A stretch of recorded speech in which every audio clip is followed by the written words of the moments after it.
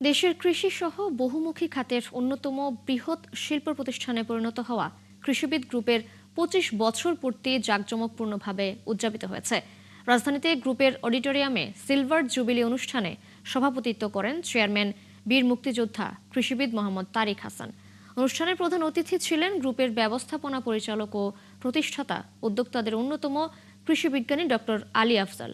অনুষ্ঠানে আরও উপস্থিত ছিলেন ডিএমডি কৃষিবিদ মোহাম্মদ আলমগীর, পরিচালক প্রশাসন কর্নেল মেহের মোহাম্মদ হোসেন সহ গ্রুপের অঙ্গ প্রতিষ্ঠানসমূহের ব্যবস্থাপনা পরিচালক, সিইও এবং গ্রুপের কর্মকর্তা কর্মচারীবৃন্দ।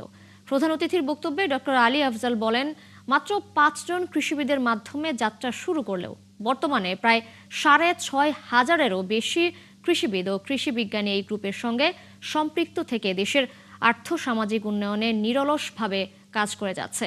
খাদ্য নিরাপত্তা নিশ্চিতকরণ, কর্মসংস্থান সৃষ্টি এবং উদ্যোক্তা তৈরির মাধ্যমে কৃষিবিদ গ্রুপ আগামীতে জাতীয় উন্নয়নে আরও গুরুত্বপূর্ণ ভূমিকা রাখবে বলে আশাবাদ জানিয়েছেন তিনি।